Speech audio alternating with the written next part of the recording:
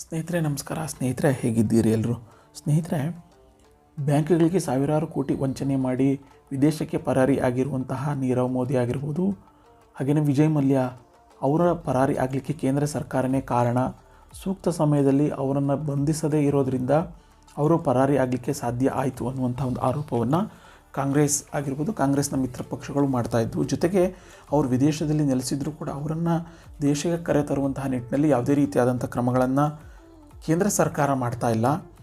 ಉದ್ಯಮಿಗಳ ಪರವಾಗಿಯೇ ಕೇಂದ್ರ ಸರ್ಕಾರ ಇದೆ ಅನ್ನುವಂಥ ಒಂದು ಆರೋಪನೂ ಕೂಡ BJP ವಿರುದ್ಧ ಆಗಿರ್ಬೋದು, ನರೇಂದ್ರ ಮೋದಿ ನೇತೃತ್ವದ ಸರ್ಕಾರ ವಿರುದ್ಧ ವಿಪಕ್ಷಗಳು ಮಾಡ್ತಾಯಿದ್ವು.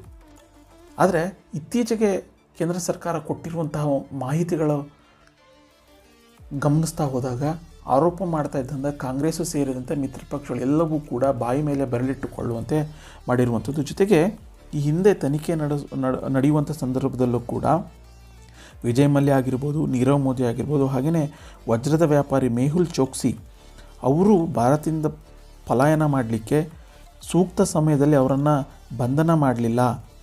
ಹಾಗಾಗಿಯೇ ಅವರು ವಿದೇಶಕ್ಕೆ ಹಾರಲಿಕ್ಕೆ ಕಾರಣ ಆಯಿತು. ಸರಿಯಾದ ಸಮಯದಲ್ಲಿ ಅವರನ್ನು ತನಿಖಾ ಸಂಸ್ಥೆಗಳು ಬಂಧಿಸಿದರೆ ಅವರು ವಿದೇಶಕ್ಕೆ ಪರಾರಿ ಆಗ್ತಾ ಇರಲಿಲ್ಲ ಅನ್ನುವಂತಹ ಒಂದು ಆರೋಪವೂ ಕೂಡ ಕೇಳಿಬಂದಿತ್ತು. ಜೊತೆಗೆ ಇದಕ್ಕೆ ಪೂರಕ ಎನ್ನುವಂತೆ ಈ ಆರೋಪವನ್ನು ಕೇಂದ್ರ ಸರ್ಕಾರ ವಿರೋಧ ಮಾಡ್ತಾನೆ ಬರ್ತಾಯಿತ್ತು. ಯಾಕೆಂತಂದರೆ ನಾವು ಯಾವುದೇ ರೀತಿಯಾದಂತಹ ವಂಚಕರಿಗೆ ನಾವು ಸಪೋರ್ಟ್ ಮಾಡ್ತಾ ಇರಲಿಲ್ಲ. ಹಾಗೆಯೇ ಅವರನ್ನು ಬಂಧಿಸುವಂಥ ನಿಟ್ಟಿನಲ್ಲಾಗಿರ್ಬೋದು, ಅವರು ಯಾವ ರೀತಿಯಾಗಿ ವಂಚನೆಯನ್ನು ಮಾಡಿದ್ರು ಅದನ್ನು ಪತ್ತೆ ಹಚ್ಚುವಂಥ ನಿಟ್ಟಿನಲ್ಲೂ ಕೂಡ ನಾವು ಕ್ರಮಗಳನ್ನು ಕೈಗೊಳ್ತಾ ಇದ್ದೀವಿ ಅನ್ನುವಂಥ ಒಂದು ಮಾಹಿತಿಯನ್ನು ಕೂಡ ಕೇಂದ್ರ ಸರ್ಕಾರ ಕೊಡ್ತಾ ಇತ್ತು. ಇದರ ಜೊತೆಗೇ ವಿದೇಶದಿಂದ ಅವರನ್ನು ವಾಪಸ್ ಭಾರತಕ್ಕೆ ಕರೆತರುವಂಥ ನಿಟ್ಟಿನಲ್ಲೂ ಕೂಡ ಕೇಂದ್ರ ಸರ್ಕಾರ ಚರ್ಚೆಗಳಾಗ್ತಾಯಿತ್ತು. ಅದಕ್ಕೆ ಬೇಕಾದಂಥ ಹೆಜ್ಜೆಗಳನ್ನು ಕೂಡ ಇಡ್ತಾಯಿತ್ತು. ಇತ್ತೀಚೆಗೆ ನಡೆದಂತಹ G20 ಶೃಂಗಸಭೆಯ ಸಂದರ್ಭದಲ್ಲೂ ಕೂಡ ಪ್ರಧಾನಿ ಮೋದಿ ಆಗಿರ್ಬೋದು, ಹಾಗೆಯೇ ಅಲ್ಲಿ UK ಪ್ರಧಾನಿ ಏನಿದ್ದಾರೆ ಕೀರ್ ಸ್ಟಾಮರ್ಸ್ ಅವರ ಜೊತೆಯೂ ಕೂಡ ಒಂದು ಚರ್ಚೆಯನ್ನು ನಡೆಸಿದಂಥ ಸಂದರ್ಭದಲ್ಲಿ ಅವರನ್ನು ತ್ವರಿತವಾಗಿ ಭಾರತಕ್ಕೆ ಹಸ್ತಾಂತರ ಮಾಡಬೇಕು ಅನ್ನುವಂಥ ನಿಟ್ಟಿನಲ್ಲೂ ಕೂಡ ಚರ್ಚೆಗಳು ಆಗಿತ್ತು. ಕಿಂಗ್ಫಿಷರ್ಗೆ ಸಂಬಂಧಪಟ್ಟಂತೆ 9,000 ಕೋಟಿ ಸಾಲವನ್ನು ಮಾಡಿದಂತಹ ವಿಜಯ್ ಮಲ್ಯ 2016ರಿಂದ ಬ್ರಿಟನ್ನಲ್ಲಿ ನೆಲೆಸಿರುವಂಥದ್ದು. ಹಾಗೆಯೇ ಅವರ 13,000 ಕೋಟಿ ವಂಚನೆಗೆ ಸಂಬಂಧಪಟ್ಟಂತೆ ನೀರವ್ ಮೋದಿನೂ ಕೂಡ ಬ್ರಿಟನ್ನಲ್ಲೇ ಅಂದರೆ UKಯಲ್ಲಿ ಅವರು ಜೀವನವನ್ನು ನಡೆಸ್ತಾ ಇದ್ದಾರೆ. ಈ ಸಂದರ್ಭದಲ್ಲಿ ಅವರನ್ನು ವಾಪಸ್ ಕರೆತರುವಂಥ ನಿಟ್ಟಿನಲ್ಲಿ ಚರ್ಚೆಗಳು ಆಗ್ತಾ ಇರುವಂಥ ಸಂದರ್ಭದಲ್ಲೇ ಕೇಂದ್ರ ಸರ್ಕಾರ ಈಗ ಮಹತ್ವವಾದಂತಹ ಒಂದು ಮಾಹಿತಿಯನ್ನು ಕೊಟ್ಟಿರುವಂಥದ್ದು.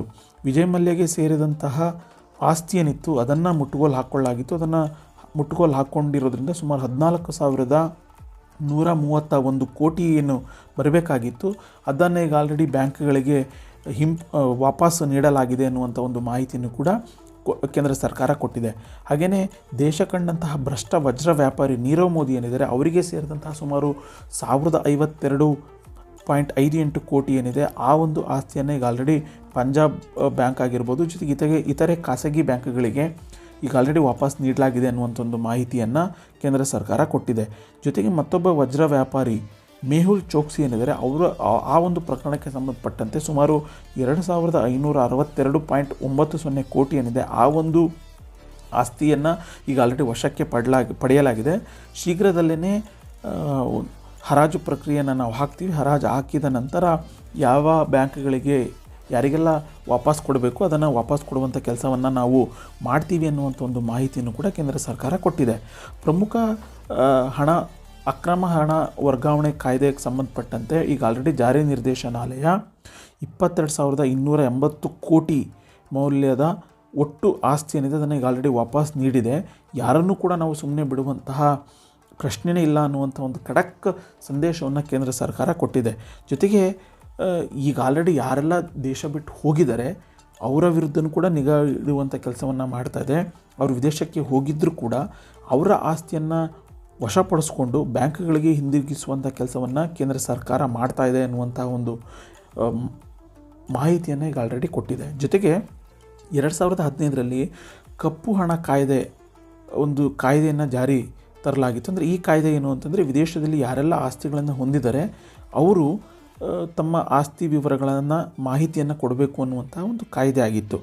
ಈ ಒಂದು ಕಾಯ್ದೆಗೆ ಸಂಬಂಧಪಟ್ಟಂತೆ ಕಳೆದ ಅಂದರೆ ಜೂನ್ ಅಂತ್ಯದ ವೇಳೆಗೆ ಸುಮಾರು 680 7 ಪ್ರಕರಣಗಳನ್ನು ದಾಖಲು ಮಾಡಿಕೊಳ್ಳಲಾಗಿದ್ದು ಸುಮಾರು 163 ಪ್ರಕರಣಗಳ ಕುರಿತಂತೆ ಈಗ ಆಲ್ರೆಡಿ ಕಾನೂನು ಕ್ರಮ ಕೂಡ ನಡೀತಾ ಇದೆ ಅನ್ನುವಂಥ ಒಂದು ಮಾಹಿತಿಯನ್ನು ಕೇಂದ್ರ ಹಣಕಾಸು ಸಚಿವೆ ನಿರ್ಮಲಾ ಸೀತಾರಾಮನ್ ಕೊಟ್ಟಿದ್ದಾರೆ.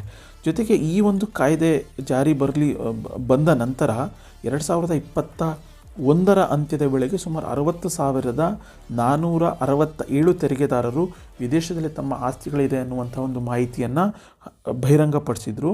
ಆದರೆ ಇತ್ತೀಚಿನ ದಿನಗಳಲ್ಲಿ ನಾವು ಗಮನಿಸ್ತಾ ಹೋದಾಗ 2024 ಮತ್ತು 2025ರ ಸಾಲಿನಲ್ಲಿ ನಾವು ಗಮನಿಸ್ತಾ ಹೋದಾಗ 60,467 ಇದ್ದಂತಹ ಸಂಖ್ಯೆ ಈಗ ಆಲ್ರೆಡಿ 2 ಲಕ್ಷಕ್ಕೆ ಏರಿಕೆ ಆಗಿದೆ ಅನ್ನುವಂಥ ಒಂದು ಮಾಹಿತಿಯನ್ನು ಕೂಡ ವಿತ್ತ ಸಚಿವೆ ಮಾಹಿತಿಯನ್ನು ನೀಡಿದ್ದಾರೆ.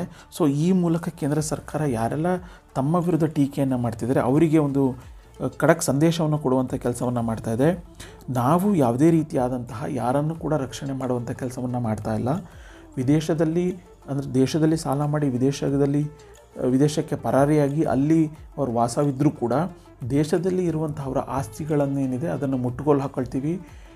ಕಾನೂನು ಅಂತ ಬಂದಾಗ ಎಲ್ರಿಗೂ ಕೂಡ ಒಂದೇ, ಹಣ ಇದ್ದವರಾಗಿರ್ಬೋದು ಅಥವಾ ಸಾಮಾನ್ಯ ಯಾರಿಗೂ ಕೂಡ ನಾವು ಭೇದ ಭಾವ ಮಾಡೋದಿಲ್ಲ. ಎಲ್ಲರಿಗೂ ಕೂಡ ಕಾನೂನು ಅಡಿಯಲ್ಲಿ ಅವರೆಲ್ಲರೂ ಕೂಡ ಒಂದೇ ಅನ್ನುವಂಥ ರೀತಿಯಲ್ಲಿ ಟ್ರೀಟ್ ಮಾಡ್ತೀವಿ. ಇದಕ್ಕೆ ಪೂರಕ ಎನ್ನುವಂತೆ ಈಗ ಆಲ್ರೆಡಿ ವಿಜಯ್ ಮಲ್ಯ ಆಗಿರ್ಬೋದು, ನೀರವ್ ಮೋದಿ ಆಗಿರ್ಬೋದು, ಹಾಗೆಯೇ ಮತ್ತೊಬ್ಬ ವಜ್ರದ ವ್ಯಾಪಾರಿ ಅವರೆಲ್ಲರ ಆಸ್ತಿಗಳನ್ನು ವಶಪಡಿಸಿಕೊಳ್ಳುವಂಥ ಕೆಲಸವನ್ನು ಕೇಂದ್ರ ಸರ್ಕಾರ ಮಾಡ್ತಾಯಿದೆ.